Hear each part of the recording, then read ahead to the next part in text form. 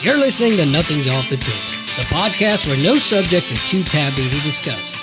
Now, please welcome your hosts, Andy Barker and Drew Del Pree. What's up, everybody? Welcome back to Nothing's Off the Table, your Friday night source of pseudo-entertainment. But, Chandrika, you look so different. Wow, I wasn't expecting this. Right? Oh, wait, that's not Chandrika. That's Bryan Spencer.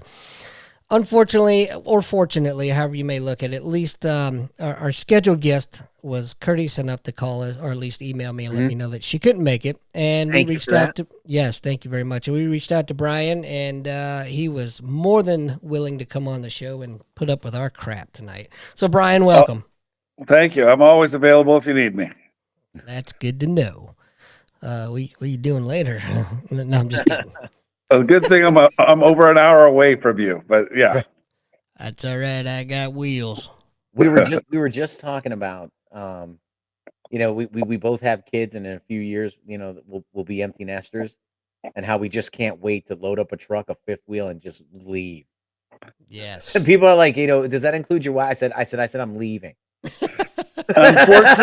That's everything. Everything is in the rear view. Yeah, gone. So unfortunately, after you become an empty nester for about a year or so, you want those kids back around. Man. I can. You go through withdrawals. Yeah, that's I'm good with FaceTime. And then they start handing off the grandkids. Well, that G word. Sorry. I hope that's not for many, many years to come. Right. Yeah, but it was just yesterday they were all in diapers, and look at them now; they're in middle school. This is true, and look at me now. I'm the one in diaper. Wait, what? Yeah. Yeah. Well, you know what? My cousins, a lot of my cousins work for the school district where I come from, and I see them every Labor Day. I was talking to one. Every year, I always ask her, like, how's this person and this person, because I keep forgetting. I keep asking about the same people because it's once a year, right? And she keeps telling. And then finally this year, she's like, Lewis, they're dead. They died a long time ago. She's like, you have to understand, we are our parents now, okay? And it was just very sobering. Like, I was like, yeah, I guess you're right. Yeah, I am. When I was in school, the person I was asking about, my parents would have been my age, right? And those people would have been a little older. So yeah, I guess they have been gone a while. Wow. Yeah, it was several years ago. My cousins was like, "Oh yeah, we're the aunts and uncles now," and now we're changing over to that. We're the grandparents. The great aunts and uncles. Yeah. It's a sobering reality, is what it is. But it's a fact of life. It's the one thing we're all not gonna escape, and that's the dreaded D word, pushing up daisies, if you will. Time waits. Oh, go ahead. Time waits for no man. Certainly does not. Or woman, or whatever you... Jesus, do I even want to go down this road tonight? It's only two, man or woman. That's it. God. That's all you need to say. That's right. That's right. The rest doesn't exist. The rest is mental illness of men and women. Amen. Yeah. Wow, man. I don't have any sound bites for that, but that's great. That's perfect. I got one. Do it. Let's hear it. I like Chinese people too, but come on, Paul. No, that's all I got. Vince, that's my favorite. That's horrible. I don't even know what to say to that. But so, Bryan, for those that don't know, Bryan is a former Missouri State representative and served our area very well and very proudly. With that being said, I have to ask, what is your take on all of this circus buffoonery going on in our legal system? We talking our state house or federal, or what are we? Which category would you like? Let's go federal, because not too many people are going to be interested in the Missouri State House drama, except for locals. Well, I mean, federal, I think we have a hostile deconstruction of our republic to a socialist communist system. That's what I think we have going on now.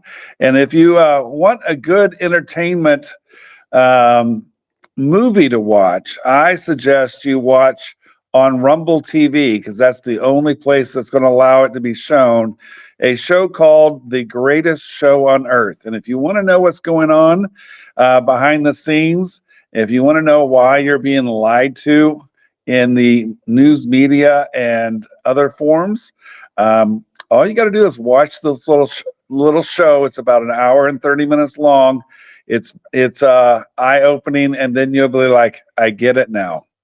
I see what's happening and why it's happening. Can you give us a little taste? The Cliff Notes. Yeah, a little taste. Well, back when Trump was first running for president, there were 17 people on the stage, and Jeb Bush said, "Who are your supporters? Who is supporting you in this run for president?" And then candidate Trump said, "I have 2,000 generals supporting me in my run for president." Trump was selected to run for office for a certain reason. Very interesting. So is Rumble TV, is that a free or is that a paid? It's platform? a free. Yeah. So if you have a smart TV, you just go and you download that app, and it kind of looks like YouTube, but they don't take anything off the table, just like this show does. Exactly. And they just put it out there, and it's by Good Lion TV, and that's not lying; it's lion, as in the beast, the king of the jungle. Right. So that's Good Lion TV. The show's called The Greatest Show on Earth. And once you watch it, you'd be like, wow, that was interesting. I see it now. Well, I know what I'm watching tonight. I wrote it down so I won't forget. So let me throw this out there to all of us, since we're talking the conspiracy theory stuff. So lately I've been going down the books of ancient cultures and secret societies. And the one book I got Brian, you'll love this. It came with a warning that said, you should have strong beliefs before you start researching things like this, because you can end up going down rabbit holes that will just, they'll just drive you crazy. You can find a conspiracy behind every rock. If you're one of the people that truly believes anything is possible, then, you should firm your beliefs before you continue reading. And so it's only a conspiracy if it's not true.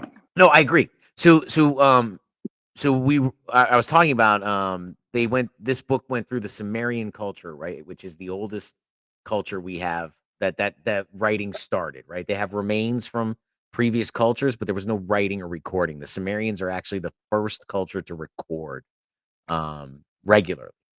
And basically from Sumerian texts, it's the entire story of Genesis. They have from the entire story exactly, except instead of God, it was a dragon. And then as you start going through the Bible and through these ancient texts, and you start seeing all these similarities and all these stuff that they talk about and all the constellation and the star work, it's pretty fascinating, the amount of history and culture and I guess hidden things you can find in these societies. Yeah. And yeah. I don't know. So, where are we going? Where are we going from politics to? I'm sorry, I didn't link it up from past history to politics. But well, anyway, so the more I went down these roads, the more I realized, and I missed this key portion of it. I had a long conversation earlier, and they're starting to blend together. What I look at is I start to look around. And I think, none of this is really real. Right. I'm not getting explanations or facts or answers from anyone. I hear people talk about, well, informed voters know this and informed. Okay, what's an informed voter? Everything's classified. I have no idea. Well, when you watch this show, The Greatest Show on Earth on Rumble TV by Lion TV, they will give you actual documents that proves every point that they make, and that makes it perfect sense. And all the stuff you see on TV about Biden, he's an actor and that kind of stuff. Yeah, they have Biden as they have a date of Biden's death already, and who's playing Biden. And there's actually two people playing Biden, and nobody will ever believe this, but when they show it to you and they give you proof, it's alarming. So you're So saying here are my Biden? oh, go ahead. You're saying Biden's dead? According to this movie, they're saying Ah. Biden's dead. And when you look at some of the Facebook posts from the conspiracy series, here's Biden and his earlobes are attached. Yeah. Here's Biden and his earlobes are different. Here's Biden looking on this day. And there's two different Bidens that are actually portraying Biden.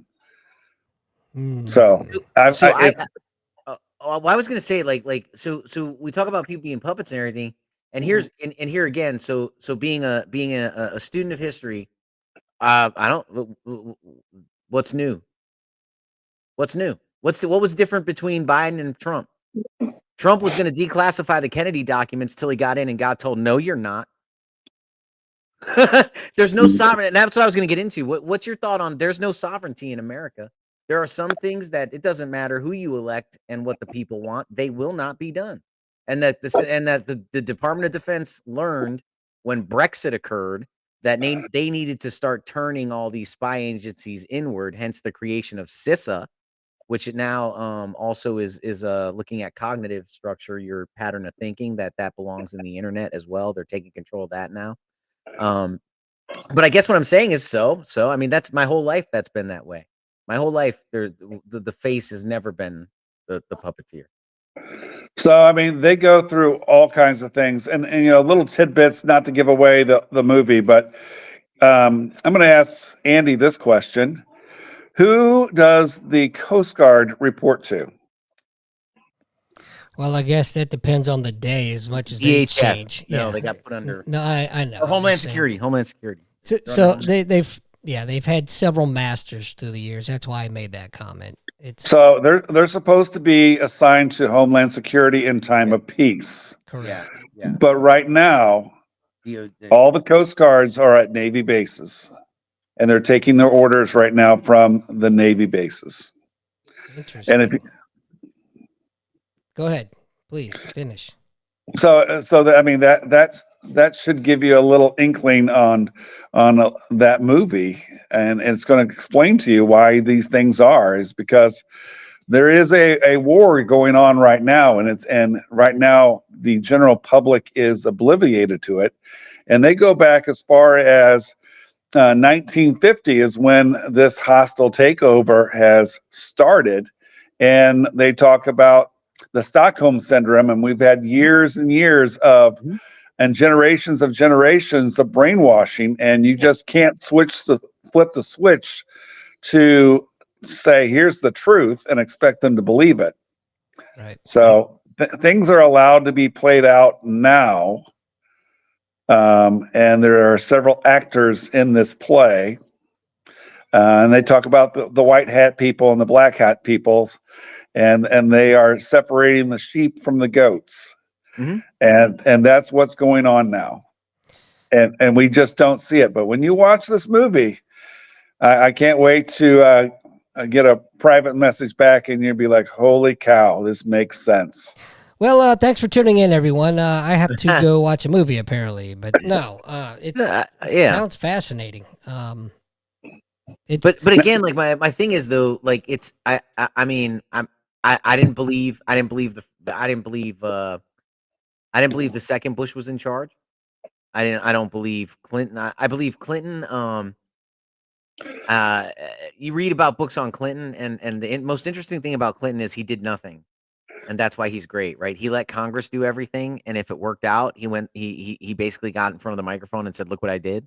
And if it didn't work out, he went there and was like, "Well, look at those darn Republicans." Well, but Bill was too never, busy. but nothing ever originated from the White House, right? Like he never was out in front of an issue, really. I mean, he always let sort of it play out and then took credit or blame, right? So, I wouldn't say that I didn't do anything in the office. I mean, you can just ask Monica if you know what I'm saying. You can. George Stephanopoulos' book is really interesting on that. But then you look at when Trump came in, I mean, the people that were in and out of that office doing whatever the hell they wanted, man. I mean, you have to just think the 3-letter agencies were running game on that guy's admin from day one. I mean, there were people, Blagojevich lasted 3 days. You know, I mean, people, it was like a revolving door to throw an operative in there. Yeah. It's crazy because you going back to what you were saying about the different Bidens, if you will, it's not all that far-fetched if you think about it. Look at all the dictators and their leaders around the world. Saddam Hussein, number one. How many body doubles did that dude have? Many. And very passable. Well, and it also, you know, Hillary Clinton has disappeared from the public, and all of a sudden she has come back within the last 6 months, and she's younger, more vibrant than ever. sure she is. So there's a lot of actors out there right now. Have you guys ever heard Jesse Ventura talk about the governorship, the CIA? Are you talking about the governor of the great state of Minnesota? Yeah, but but seriously, have you ever heard him talk about the CIA? No. He said he talks about so much. It's almost. Well, like he said as soon as he was elected governor, he was pulled inside by his CIA governor staff, and he said every governor has a CIA. I did hear that. Yeah, I did hear that. I was told this is these are I'll be with you. I'm on staff. You don't have a choice, and let's get to work, governor. Let's do good things. And if you want something interesting on the last time you've seen the real players, when Daddy George Bush passed away, you had the Clintons, you had the Bush, you had the Obamas, and you had the Trumps, all sitting on the front row of the funeral. Everybody was handed an envelope except for Donald Trump.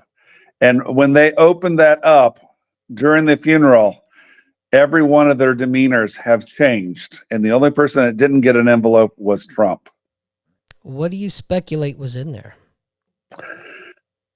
Basically, it's like the gig's up with you. Game over. That's my speculation. Is that why they went into overdrive? Have they? I mean, I think so. I mean, I think you're seeing a real large push here for chaos. Here's what I think. I think they're doing the Cloward Piven strategy, right? Pushing it to chaos so that we beg for dictatorship, right? Somebody stop the chaos, please. Here's more power, right? Where we have no crime bail, that's exploded, right? No money bail. People are coming the border, millions coming through, millions. It's an invasion. It's not confirmed. Immigration. Well, what I think is interesting is people don't, people are so funny, right? There's no human is illegal. Correct. And no adult military age male can seek asylum. They stay and revolution. So, any military age male claiming asylum, no, because your country sucks. You stay, you form a group, and you fight. You don't come over here and go, it sucks there, I need help. Well, I mean, I was watching Fox Business, and they were talking about the number of Chinese male of fighting age that are crossing the border has taken over the amount above the Hispanics coming from Central America. Yeah. Who cares what nationality? If you're an adult age male, you don't get to come here. Unless you have a skill we need. And if you don't have a skill we need, there's no asylum for adult. In fact, the UN quietly changed its policy, and I'm mad as hell. I'm mad as hell, Brian, because I knew when I read it the first time, I need to print this because it's going to change. And it's certainly changed, and I can't find it anymore. If I knew how to use Google Time Machine, I would. But the UN policy on asylum seeking used to say that asylum seekers must apply in the nearest stable country. And that's still the same. No, they changed it. It is now only recommended or encouraged. But then again, I don't know why we belong to the UN whenever we pay the majority of the dollars just for them to bash us. I'm with you, Brian, but here was my question for Steve Doocy to ask Karine Jean-Pierre. Are you saying Mexico's an unstable country? I mean, I am, but I'm a citizen, right? Is that what the White House is saying? Is the reason Biden accepting these asylum seekers because Mexico is unstable? Because that's the UN policy. I would ask her because she can't say it. She's not going to say anything. Never. It's I was watching was watching a interview of the Mexican president the other day, and he was basically calling Biden a clown and saying they will never stop the flow of people into this country. They're encouraging it, highly encouraging it. Well, it empties out their jails. Well, who? It empties out Mexico's jails. Oh, yeah, for sure.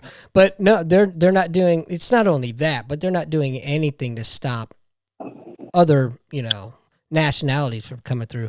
I was also watching a little tidbit the other day on the news, and they had reporters down at the border, and it was astounding the number of military-age males with fresh military haircuts wearing boots. Oh, and a lot of Chinese men. Yeah. It's very very interesting. What was there 80s songs that said that was about things that make you go, Yes. There's a lot of that. That's a good song.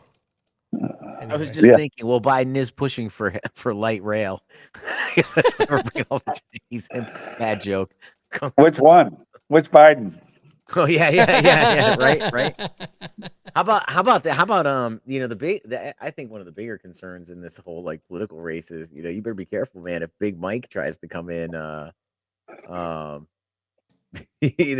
we'll lose, man. If Big Mike runs, Michelle Big Mike. Obama. Oh, Big Mike. Now, see, if you'd have said Danny Glover, I'd have known immediately who you were talking man, about. that's what they call her on Twitter, Big Mike. That's the only social media I have left. Nancy Pelosi was basically telling Biden that he needs to gracefully step aside and allow her nephew to run for president. That's like, and her nephew is, right? No. Gavin Newsom. Oh, big surprise there. Whose nephew is Gavin Newsom? Nancy Pelosi. Oh, it's like the pot calling the kettle black, isn't it? You need to step aside. That's why Bill Maher loves Gavin Newsom. He does, man. I was watching a clip of him earlier getting eaten up over Gavin Newsom's record, and he's just like, "Oh, come on, yeah." But he's a good guy. He's a good guy, and he speaks well. And if you look at Nancy Pelosi, no, thank you. I'm going to say Michael Jackson is not dead. He's just a transgender now and drunk. Yeah. The only way I would smash Nancy Pelosi is if I needed to complete my wings set and I was going for the blue ones, on a dead woman. I would smash her with a sledgehammer. No. I'm gonna walk away. Just walk away. The only way I would do that is to complete the set, but I'm missing many, many other wings. Right. So that'll. Fortunately, I am a peon, and she would have nothing to do with me anyway. So I'm good. All you needed was ice cream. If you got ice cream, so thick. Oh God! Or just get on Grindr and hang out around Paul Pelosi's office. I am Andy, a hammer salesman. Oh shit! Well, come on in. Okay, we definitely got to change this topic. You got me on that one. Yeah, I want to go back to your whole actor theory. And I want to pick your brain on racist actor. Shush. What are your thoughts on these crisis actors? Are they real? Are they something made up? Because I don't know. There's some girl that she shows up at every crisis and every picture. My favorite crisis actor is David Hogg. Yes. Yes. That's exactly who I had in mind when I brought that up. I say it all the time. David Hogg's my favorite crisis actor. And then people are like, "Oh, Sandy Hook happened." I said, "I didn't say it didn't. I'm just saying he's my favorite crisis actor." Right. Exactly. And let's be clear. I'm not saying that any of these shootings didn't happen. I'm just saying he's my favorite crisis actor. He's still out there crying about that. Oh yeah. 7 years later, making money off it. But you see that if you do a little bit of research, you can go back and you can see, like Bryan said, a lot of these same people are showing up. A lot of the guys. Yeah. Yeah, and this one girl in particular, I think I know who you're talking about. I don't know her name, obviously, but yeah, that's. I feel like it's just Jason Bateman in another movie. Because Jason Bateman, he's in Ozark, he's in movies, he was in Arrested Development, identity theft, all these type of movies and TV shows, and I'm just like, oh, it's another Jason Bateman. It really makes you wonder. Do Jason they Bateman. mention Why Bateman? do they mention any of that in this documentary you want us to watch? Do they The touch on that? documentary is pretty serious, and once it gets going, and they start showing evidence, I mean, real evidence. This is where we got this from. Yeah, I mean, they even go as far. So first of all, our Federal Reserve is broke. I mean, we got how many trillion in debt because they keep Oh, printing man. money. James Rickards said that in the death of the dollar, and he was never sued for this. Never.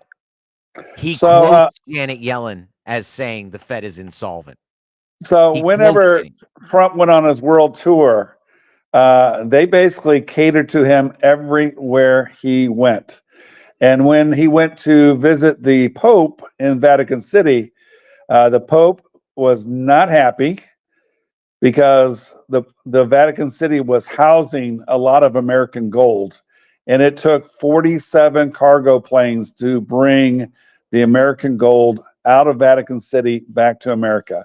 I would expect the dollar is slowly dying, and we will be going to the gold and silver exchange shortly. Wow. That is my prediction.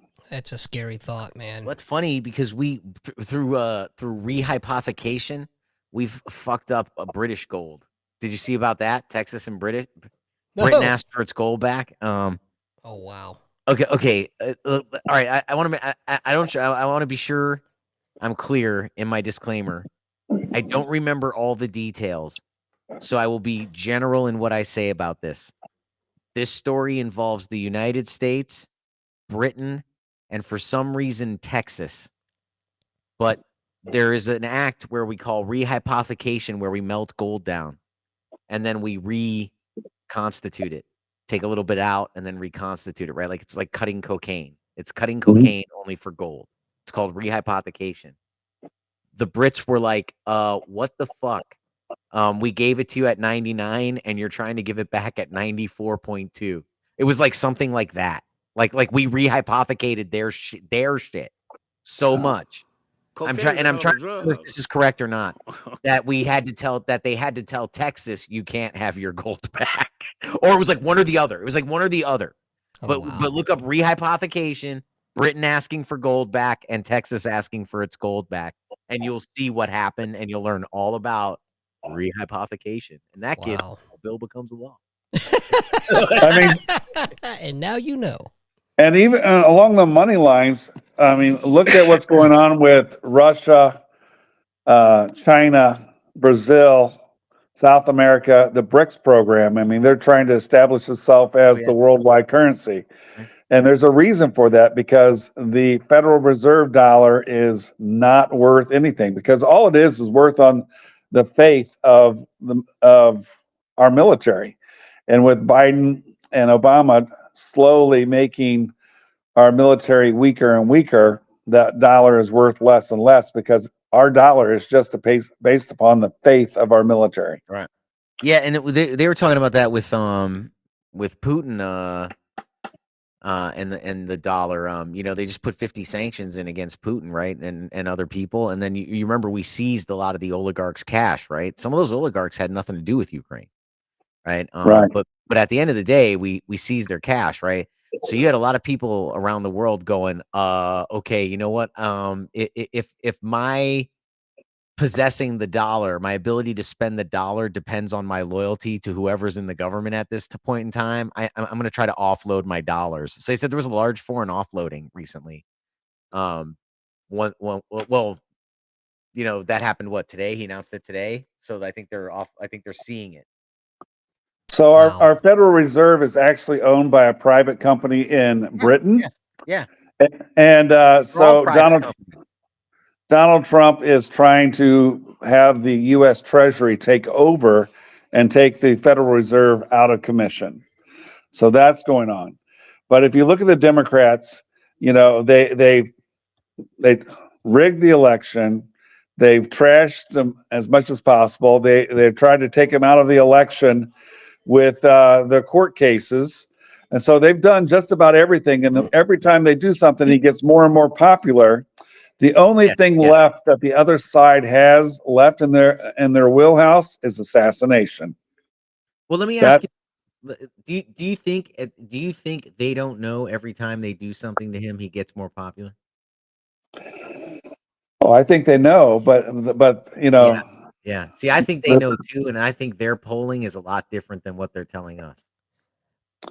I've said that before on here. Yeah, my thoughts is I don't think he stands a snowball's chance of hell of getting back into office. And I say that whether it's by hook or by crook, whether they jail him, whether he gets Hillaried, whether, you know, they just take him out, whatever the case may be. I don't see it happening. Well, Obama said it best. It's not the votes that counts. It's who counts the votes that count. And that's what Obama said. And, you know, they just caught Hillary off guard. That's what happened. The number. I agree. Yeah, I agree. I agree with you, sir. And one thing I was looking at, and this was an interesting analysis I heard from someone else, Steve Dace, was talking about this. It wouldn't have been possible to steal the election the way they did, and he is a firm believer it was stolen. But what they did was they stole it within what he called the margin of cheating. That because there were so many negatives on Trump that it was believable to people who were iffy on him. Like, yeah, it's possible. 81 million votes. You know, so there's a large portion of the population that struggles to believe it because they stole it within the margin of cheating. And his whole point to that was Trump needs to control his messaging better and control the messaging. He can't help it. I watched a little movie last weekend called The Trump's Insults. And you know what? I thoroughly enjoyed that entire movie. Mm-hmm. It was basically how he took out everybody through his words and insults of them. Yeah. And how I think the dude he's comedic gold. Yeah. He's hilarious. I'll tell you, yeah. I'll tell you what I don't like about him, Andy, and I've told you this before. I don't like civil asset forfeiture. I think it's completely un-American. And I don't like imminent domain. I think that's un-American too. And he's for both of those. Yeah. And I don't like that he still freaking runs around saying he deserves more credit for that goddamn vaccine. Okay, I still can't understand why he is on every show saying he deserves more credit for the vaccine. I mean, to me, that says he'll do it again. He will do it again to me. So when you watch the movie, they talk about COVID-19. Mm-hmm. And most of the vaccines were just nothing more than saline solution. Okay. So he's going to federally mandate I get saline solution again? Exactly. And then when they talk about when he talks about the COVID was from China, he's not talking about the country China. He's talking about the lab that has a hyphenated name from Yugoslavia. That's China, and that's why Joe Biden and Obama invested so much money in the Ukraine, is because those biological labs are in the Ukraine, and the reason why Putin has attacked the Ukraine is because of those biological labs that are there. See, I thought that the reason he attacked Ukraine was because he said that if Ukraine is admitted into NATO, that is an absolute red line in the sand. And 2 weeks before he invaded, Biden sent Kamala Harris over to invite Ukraine into NATO. Like Biden provoked Putin into that because Putin didn't want nukes on his border. But if Ukraine has all these biological warfare labs, yeah, and they go into NATO, that's what I'm saying. Like he pushed Putin into the war. Biden pushed him into war by sending Kamala Harris to Ukraine to give a speech formally inviting them to the UN or saying that the US supports them applying for membership in the UN. Putin said that is a line in the sand. If Yeah. they go to NATO because he doesn't want nukes on his border.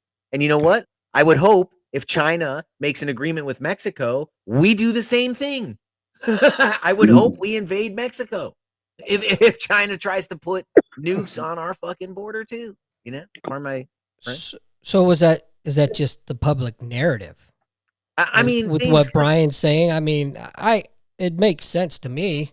Well, my thing is though, is it doesn't square though. I mean, Trump is out there saying, you know, yeah, and I'd do it again, and I don't get that. I don't get that. And then when we like, here's what I don't get. A good friend of mine, huge Trump supporter, right? I'm voting Trump. I'm voting Trump because I'm voting against Biden, right?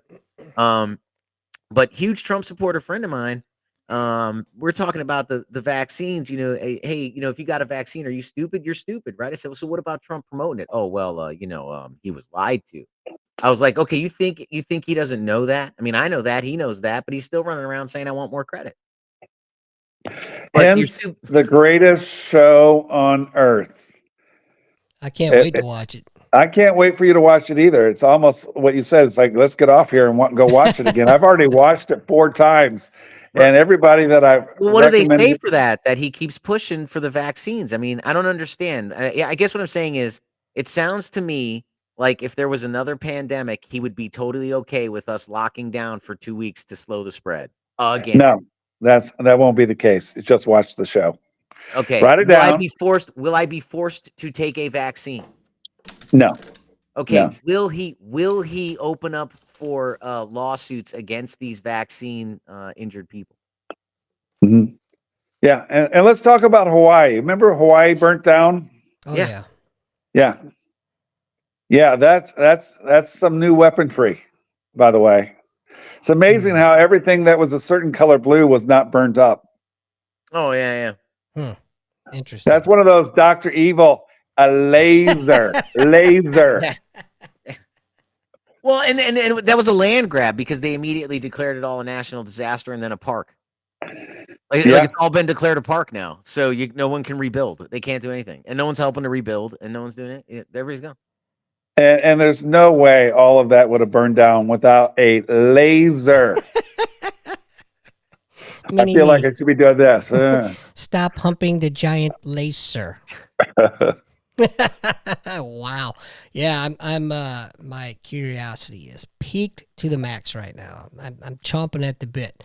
You know, if I wasn't a Q member, but man, I'm starting to want to be, because they seem like everything they put out comes out as a conspiracy theory to most, but then it's like foreshadowing for others, and it's amazing how much they put out that come true. I mean, I mean, they're better than the Simpsons at predicting the future. The difference between conspiracy and fact is what, 6 months? Yeah. Yeah, thereabouts. and technology is just the opposite way. When you buy it, it's already obsolete. Have you guys seen that? Have you guys seen do you guys hear about what happened with Google yesterday? Google's AI? No. You don't know anything about Google's new AI? No. Everything is woke. Oh man. Oh man. Yeah. Do you know about it though? Yeah, George Washington is actually black. Yes. It won't produce white people. So what? like they were yes, you cannot be white on the Google new AI. So they were asking the AI, right? I forget his name, right? It's like Axel or something. But they were asking it to give me pictures of crusaders, right? And it was like black people on horses and like knight gear and like robes. I'm not saying black people didn't crusade or be slaves or whatever, but then they asked like 18th century kings, and they were like, okay, it's not what you think of when you think of crusaders, right? When you think of a crusader, you don't think of that. So then they said, okay, give us the kings then, because we know who the kings are. So they asked it for the kings, and they were all, and it gave a depiction: a white male, a black female in a crown and a robe. Like a mixed race Asian in a black, like in a crown and that was 18th century European kings. Did anybody think to ask it what color were slaves? Slaves come in all different colors. So they started asking it, give me 18th century kings eating watermelon for 1,000. Oh my God. Give me Nazis. They were all black. And unfortunately, we have slavery in America, and unfortunately, the color is green because Yeah. most of America is in debt. Yep. As my friend would say, we're all on the plantation, Lewis. We're all on the plantation. You know, he used to say it. Andre used to say it all the time. Lewis, we're all on the plan. And as Andy knows, he's a card carrier. He can say it. Yeah, no doubt. Hey, Yep. that dude's got wise things. We should get him on the show sometime. He said he would. He said he would, but he said he wants to retire first. Yeah, okay. Fair. Said, That's okay. fair. That's worth But, waiting for. Yeah, he's a good friend of ours. He's been with. I've known him since the 90s. Brian, this gentleman went to Japan in 1984, got stationed there, and then Wow. only returned 3 times. I think that I'm aware of. He returned. He just stays there living. Damn. So in '84, I was a sophomore in high school, and I marched in the Orange Bowl parade. Yeah. Oh, wow. You'll like him. He's our good friend. He's African American, right? And or he would say he was black. He'd say he was black. He's black. He's black. And He's black. very not I don't know if not necessarily conservative, but very I know what I believe, and very on to the lies. And I asked him one time, you know, like, would you ever go back? And he was like, oh, no. And I said, why not? He goes, oh, because I you know, when I go back, you know, I feel like I'm getting fucked. I just feel it. He goes, but here, he goes, I don't know enough of the language, man. I could be getting it tomorrow, but I have no idea. He's like, they might be doing it to me right now. He goes, but when I'm in America, I know they're watching. I know they're listening. I know they're spying on us. I know they just, you know, he's like, I know it's grimy. He goes here. I don't know enough language. And he's fluent, right? I mean, this guy's fluent, man. He's owned businesses over there. He opened 2 bars. But yeah, he's like, yeah, I don't know. You know, they could be oppressing me, but it doesn't feel that way here because I'm not a native, you know. So, but yeah, let's shift gears a little bit because you brought this up earlier, Brian. We were talking about let's talk local. Let's talk about the drama in Missouri. What's happening in our state? We have I don't even want to call them rhinos because that's not what they are. I mean, they're, we got the freedom fighters, and you know, one thing about the Republicans is every Republican's like, I'm a conservative. Yeah. Well, it's like that word is obsolete now. It's like you're either a patriot or not. And it's getting to that point. We have one group that just wants liberty and freedom, and then that's part of the Republican power, and then the other part of the Republican powers are just Democrats, and then the actual Democrats are more like socialists. So I don't think anything's going to be done in the Missouri Assembly this year, which is not a bad thing. Gridlock is not a bad thing because if they're passing more laws, that's exactly what we don't need. But yeah, the main argument is IP reform, and that means initiative petition. In the state of Missouri, anybody outside the state of Missouri that has a couple of $1 million laying around can hire people to go grab signatures on a topic. They pay $3 per signature. And if you get so many signatures, you can put something on the ballot for a constitutional change. And of course, they talk about voter candy, where they just use things that everybody will agree with as voter candy, but no one reads the bill. So all the nasty stuff is behind the voter candy. And we pass it at 50% plus one person. And that's a permanent change of our Missouri Constitution. So IP reform is to change it to 4/7, which is roughly 55% of the vote has to come in order to change your Constitution. That's the big fight in Jefferson City this year. Oh boy. Yeah, I agree with you. Sometimes nothing passed is a good thing for sure. But it should not be mob rule to change the Missouri Constitution, and it should not be led by forces outside of the state of Missouri. Concur. I would argue on a national level, we are already in a civil war. It's just a non-shooting civil war. There's so much division, so much fighting, and like I was telling Lou, it's both parties are guilty of this. It's party over country, which it shouldn't be at all. It should always be country over everything else. Well, the difference is the Democrats, they lock arms. It doesn't matter what they do. They always lock arms and vote as a block. And the Republicans have too much infighting to vote to make a difference. Yeah, I say they should just get rid of both parties. Never happen, but No. I can live in my ideal world and talk to the voices in my head all I want. Correct, but we'll always have the yes people and we'll always have the no people. So we'll always have two parties whenever you vote on anything. Yeah. I just I'll tell you, I'm not I'm not I'm not like a Cheeto Jesus saves, but man, I can't understand never Trumpers either, though. Like I can't understand that. Like, oh, I'll never like. Wait, so you want more? Wait, yeah, am I hearing you correctly? I don't get that, man. I mean, I get Democrats hating them. Okay, cool, I got that. We're opposite parties that we're supposed to be. But I don't understand the never Trumpers, and I'll tell you the other thing I don't understand. I'd love to hear your thoughts on this, Brian. Is I feel like, man, if it's that important, that presidency, if people are on Twitter talking about I'll kill myself or I'll move, and we've all seen the posts, right? If this person gets elected or that person gets elected, man, that's a problem with the office. That's not a problem with the person, okay? That's not a problem with Donald. I don't have a problem with Donald Trump. I don't have a problem with Joe Biden. I got a problem with the presidency having that kind of power. I think that's a problem, And if they kill themselves, I'm just going to call it. I mean, this is terrible for me to say, but it's like calling the herd. Oh yeah. That I'm still waiting for Alec Baldwin to move out of the country, right? I mean, right. that guy. How many people were supposed to go to Canada? Yeah, maybe Baldwin will get the death penalty for the Rust stuff, huh?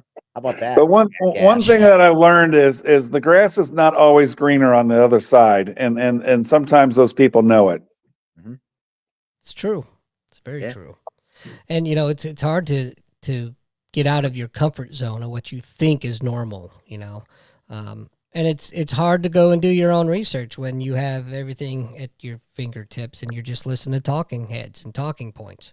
But if we allowed that office to gain too much power too, though, I mean, why is it so critical? I mean, it's in my opinion, I feel like, if Joe Biden won the presidency, like I feel like in 2020 when Joe Biden won, instead of me being like, oh, I should have been like, man, it's gonna suck, Yeah. All right.